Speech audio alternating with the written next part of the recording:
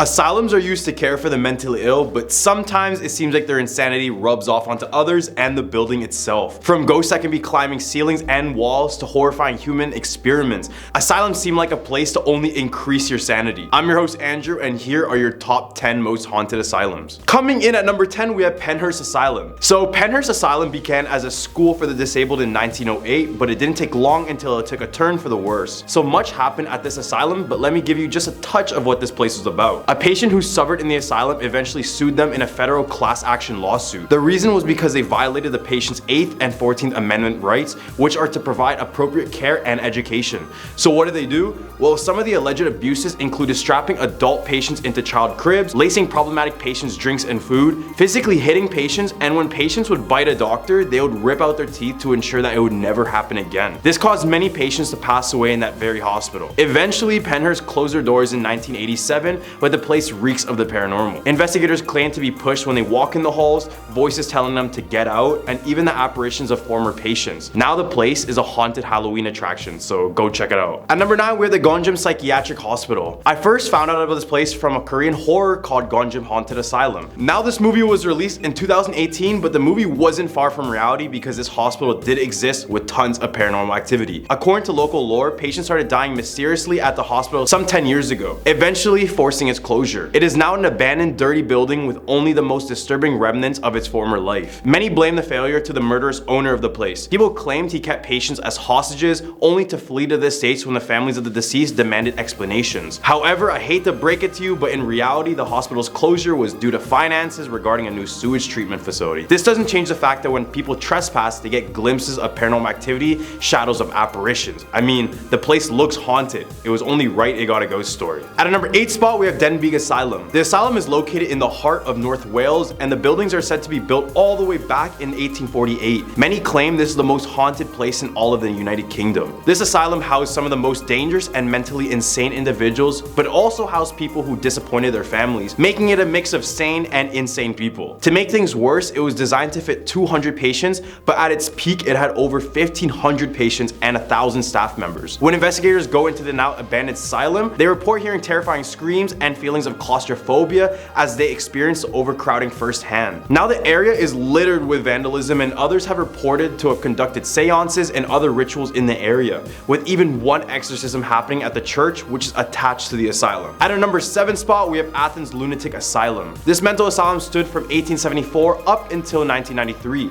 However, some pretty scary stuff occurred within these walls. Patients were mistreated, physically abused, not fed, strapped to their beds, and even lobotomized, which was basically brain surgery before we knew how to do proper brain surgery, which caused many patients to suffer from life-changing side effects and disabilities. One particular patient named Margaret Schilling went missing in 1979 for 42 days. Her corpse would be later found in the abandoned area in the hospital. The odd thing is that her body was found completely naked with her clothes folded neatly beside her, and it began rotting so bad it left a permanent stain behind that could still be seen to this day. In attempts to hide the stain, workers found it impossible to clean up the imprint left from her body, and now it's said that the abused patients of the asylum still haunt the building, including the spirit of Margaret, with witnesses saying that they saw her ghost trying to leave the room she was stuck in. With the acts of horror and mistreatment that went on in this asylum, it's no wonder that the ghosts of the abused patients still linger in this very building. At a number 6 spot, we have Trenton Psychiatric Hospital. Trenton Psychiatric Hospital, originally named New Jersey State Lunatic Asylum, has a long history of helping mentally ill patients and even harming them. The hospital first opened in 1848 and welcomed 86 patients. The first superintendent, Horace, was a good man and provided excellent care for the people in his custody. It took a turn for the worse when Dr. Henry Cotton took over.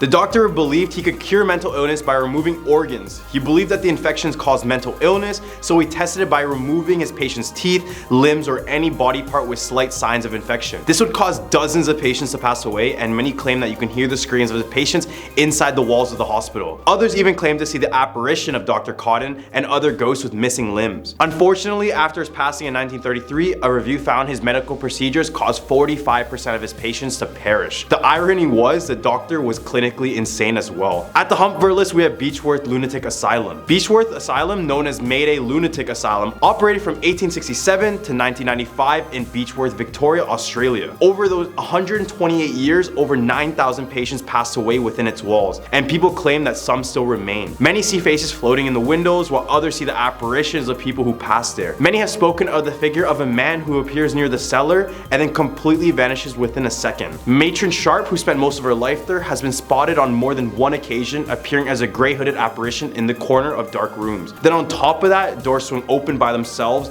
and at other times mysterious screams are heard. Now the area is used for tourism and artistic uses, but remember, the place claimed the lives of 9,000 people. There's bound to be at least one there if you take a visit. At a number 4 spot, we have TransAllegheny Lunatic Asylum. This is a facility located in West Virginia, which was constructed during the time of the Civil War, and it was intended to keep about 250 patients, but ultimately held more than 2,400, including the notorious Charles Manson for a brief period. Numerous people were shackled to objects, lobotomized with ice picks, and subjected to terrible maltreatment in addition to their extreme congestion. There are many apparitions, including Ruth, the patient who is still insane and enjoys attacking people in the hospital.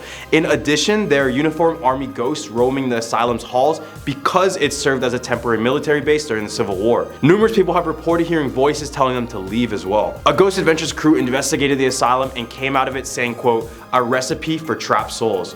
So visit it and you may see why. All the way at a number 3 spot, we have St. Augustine's Asylum. Also known as the Kent County Lunatic Asylum, St. Augustine's Asylum is located in Chatham, Kent, England. It was opened from 1876 to 1993, and in those 117 years, the building was home to an immense amount of human suffering. In the 1970s, a nurse at the asylum teamed up with a local university researcher to create a lengthy report on all the inhumane injustices that they witnessed within the walls. Most notably, they detailed excessive use of electroshock therapy on patients, whether the treatment was warranted or not. Then they put up a report detailing 70 instances of abuse and neglect, forcing the health authority to set up an inquiry. At a number 2 spot, we have Danvers Lunatic Asylum. The asylum was built in Danvers, Massachusetts, in a place formerly known as the Salem Village. And yes, I mean the Salem Village that was the site of the famous witch trials of 1692. The building was a direct inspiration from H.P. Lovecraft's Arkham Sanatorium, which then inspired Arkham Asylum from Batman. Just like the Arkham Asylum in Batman, this asylum had a number of horrific stories from within. Patients claim the place to be a modern concentration camp,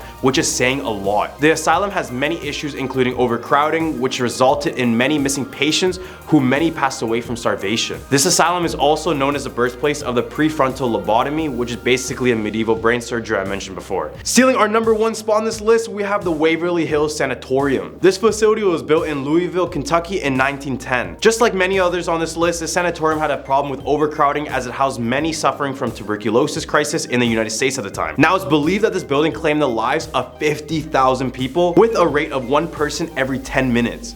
I know, that's crazy. Bodies were sent out of the building through the body chute to hide them from other patients, which is shown here. Waverly was known to experiment on their patients. This includes heliotherapy with the sun, electroshock therapy, and sometimes they would break a patient's ribs to collapse their lungs, then re-inflating them with balloons in hopes to cure them. Many say the patients of the deceased still wander the halls. More specifically, there is a patient named the Creeper who wanders the halls, and it feeds off of sickness and has been reported to climb along the walls and the ceilings of the building. This sounds like a perfect spot to shoot a horror movie, but I think it'll get too real if they do film in this building. Well, these are the top 10 most haunted asylums. Let me know in the comments below which asylum creeped you out the most. Don't forget to click like and subscribe for more scary content. I'm your host Andrew, and I hope you have a scary day.